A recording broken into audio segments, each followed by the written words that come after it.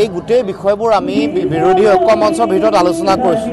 গতিকে কোনোবাই ব্যক্তিগতভাৱে বিচাৰিব পাৰে, কিন্তু মূল বিষয়টো হ'ল আমি বিৰোধী ঐক্য মঞ্চৰ ভিতৰত কথাবোৰ আলোচনা কৰিছোঁ, আলোচনা কৰি সিদ্ধান্ত হ'ব। এইবোৰ সিদ্ধান্ত দলৰ মজিয়াত হ'ব, তেওঁলোকৰ দলে প্ৰথম সিদ্ধান্ত গ্ৰহণ কৰিব, তাৰপিছত সিদ্ধান্ত হ'ব।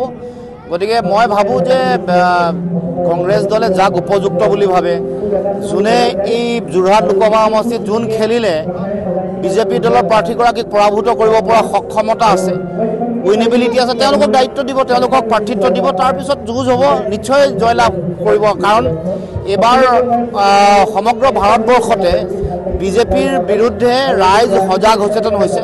দেশৰ গণতন্ত্ৰ ৰক্ষা, দেশৰ সংবিধান, দেশৰ ন্যায়পালিকা এইবোৰ ৰক্ষা কৰিবৰ কাৰণে ইতিমধ্যে ভাৰতবৰ্ষৰ সাধাৰণ জনগণে তেওঁলোকে মন বান্ধিছে, আৰু আমি আশাবাদী যে এইবাৰ নিৰ্বাচনত এটা অতি যোগাত্মক ফলাফল আহিব। জাতীয় পৰিষদে আমি আমাৰ য'ত য'ত আমি প্ৰাৰ্থী দিম সেইবোৰ ঠাইত আমি আমাৰ যি সাংগঠনিক কাম কাজ আমি শক্তিশালী ৰূপত আগবঢ়াই লৈ গৈছোঁ, আৰু আমি বিশ্বাস কৰোঁ যে এইবাৰ এই নিৰ্বাচনত আমাৰ সকলোৰে এইটো সময়ৰ আহ্বান যে এইবাৰ আমি সকলোৱে বিজেপিক পৰাভূত কৰিবৰ কাৰণে প্ৰয়োজনীয় সকলো ধৰণৰ ৰণকৌশল আমি প্ৰয়োগ কৰাটো উচিত। সকলোৱে অতি শক্তিশালী ৰূপত আমাৰ প্ৰাৰ্থীসকলক, যিসকল প্ৰাৰ্থী হ'ব বিৰোধী, সকলোকে আগবঢ়াই লৈ যাবৰ কাৰণে সকলো ধৰণৰ ৰণকৌশল তৈয়াৰ কৰি আমি আগবাঢ়ি যোৱাটো প্ৰয়োজন।